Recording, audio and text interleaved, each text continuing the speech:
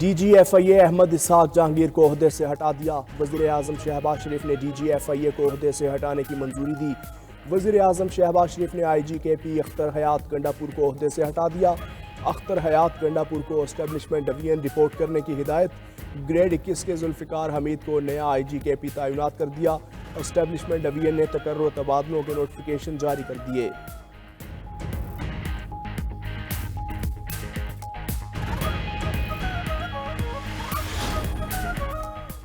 وزارت دفاع نے سویلینز کے ملٹری ٹرائل کیس کا ریکارڈ آئینی بینچ میں پیش کر دیا۔ سپریم کورٹ کے ساتھ رکنی آئینی بینچ کے روبرو فوجی عدالتوں میں سویلینز کے ٹرائل کے خلاف انٹرا کورٹ اپیل پر سماعت۔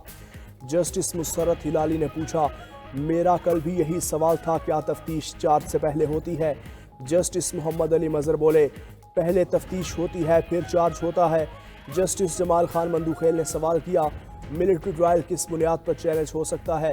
عام طور پر ملزم عدالت کا فیورٹ چائلڈ ہوتا ہے، کیا ملٹری کورٹ میں بھی ملزم کو فیورٹ چائلڈ سمجھا جاتا ہے؟ جب ٹرائل مکمل ہو جاتا ہے تو کیا کوئی سرٹیفکیٹ دیا جاتا ہے؟ جسٹس نعیم اختر افغان نے کہا، انہوں نے بطور chief justice Balochistan military courts کے فیصلے کے خلاف اپیلیں سنی ہیں۔ ایسا نہیں ہوتا، محض ملٹری کورٹس کے فیصلے میں صرف ایک سادہ کاغذ پر لکھ دیا جائے ملزم قصوروار ہے یا بے قصور۔ آپ 9 مئی کے مقدمات سے ہٹ کر ماضی کے ملٹری کورٹس کے فیصلے کی کچھ مثالیں پیش کریں۔ توشہ خانہ 2 کیس، بانی پی ٹی آئی کی کیس دوسرے بینچ منتقل کرنے کی درخواست پھر مسترد۔ اسلام آباد ہائی کورٹ نے بانی پی ٹی آئی کے وکیل کو مزید معاونت کی ہدایت کر دی۔ جسٹس انعام امین منہاس نے سماعت کا تحریری حکم نامہ جاری کر دیا۔ بانی پی ٹی آئی اور بشرا بی بی نے بریت کی درخواستیں دائر کر رکھی ہیں۔ دوسری جانب 190 ملین پاؤنڈ کیس میں بانی پی ٹی آئی اور بشرا بی بی کی سزاؤں کے خلاف اپیلوں پر اعتراض عائد۔ رجسٹرار اسلام آباد ہائی کورٹ نے اپیلیں واپس کر دی۔ اعتراض دور کر کے اپیلیں دوبارہ دائر کرنے کی ہدایت۔ بانی پی T I Bushra be be نے 190 ملین پاؤنڈ کیس میں سزاؤں کو چیلنج کیا ہے۔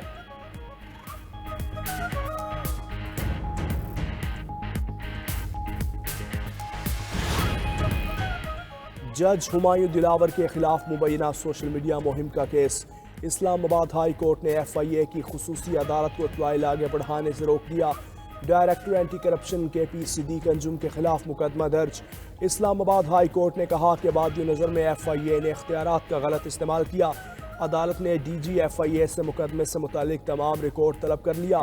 جسٹس بابر ستار نے کیس کا 3 صفحات پر مشتمل تحریری حکم نامہ جاری کیا۔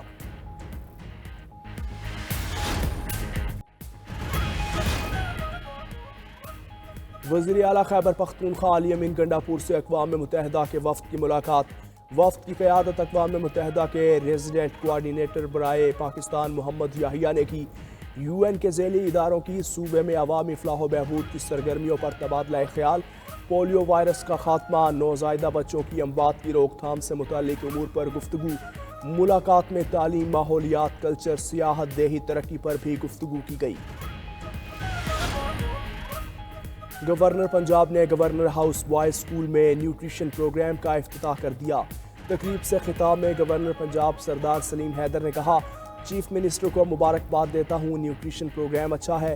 جہاں چیزوں کو بہتر کرنے کی ضرورت ہوتی ہے اس پر تنقید کرتا ہوں۔ ہمارے اسکولوں کی عمارتیں پرانی ہیں، ان کو ماڈل اسکولز بنائیں گے۔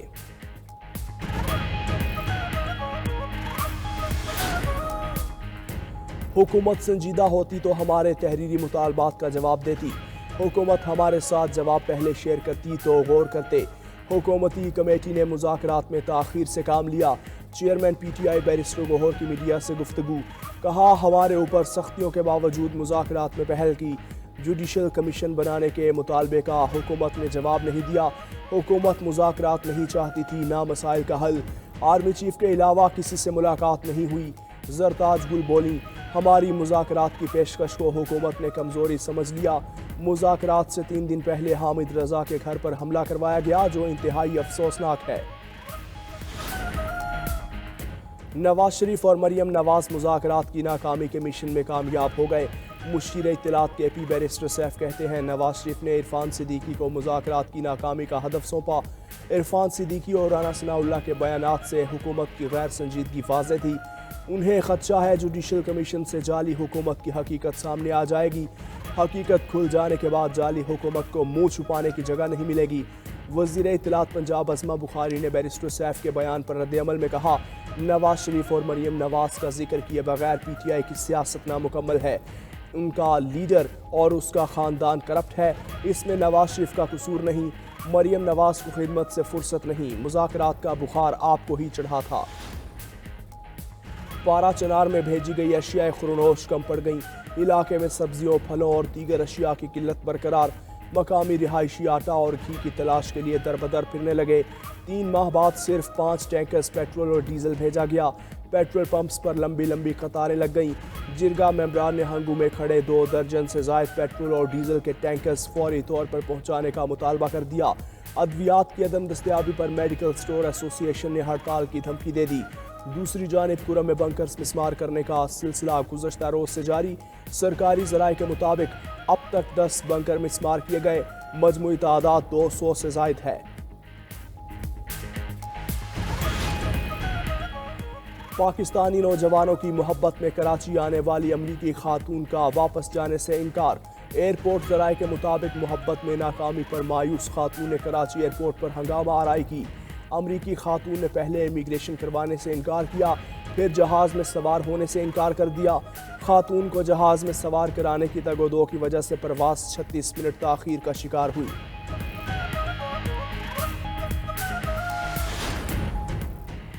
سندھ ہائی کورٹ کا پولیس کو ٹریفک سگنلز پر بھکاریوں کے خلاف گرینڈ آپریشن کا حکم۔ عدالت نے حکم دیا شہر بھر کے کسی بھی سگنل پر خواجہ سرا مرد، خواتین یا بچے بھکاری موجود نہ ہوں۔ آئینی بینچ میں ٹریفک سگنلز پر بھیک مانگنے کے خلاف درخواست پر سماعت ہوئی۔ عدالت نے ڈی آئی جی ٹریفک کو ہدایت کی ٹریفک سگنلز پر بھکاریوں کی خلاف ورزی کی جائے۔ بھکاری خواجہ سرا مرد، خواتین اور بچے شہریوں کو پریشان کرتے ہیں۔ دوسری طرف پولیس کا ساؤتھ زون میں بھکاریوں کے خلاف کریک ڈاؤن۔ 28 روز کے دوران مختلف مقامات سے 42 پیشہ ور بھکاری گرفتار، 17 مقدمات درج۔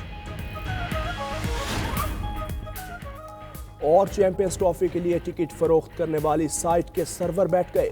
ٹکٹس کی آن لائن فروخت کرنے والی ویب سائٹ پر زیادہ ٹریفک کے باعث سرور بیٹھے۔ رپورٹ کے مطابق آن لائن فروخت میں سرورز کی وجہ سے صارفین کو ٹکٹس کی خریداری میں مشکلات کا سامنا ہے۔ ان کی وجہ سے آن لائن خریداری کے عمل میں خلل پیدا ہو گیا۔ فینس کی جانب سے ٹکٹس کی خریداری میں غیر معمولی دلچسپی کا مظاہرہ دیکھا گیا، جبکہ آن لائن ٹکٹ کی خریداری کے لیے پی سی بی، آئی سی سی اور نجی کوریئر کمپنی کی ویب سائٹ میسر ہیں۔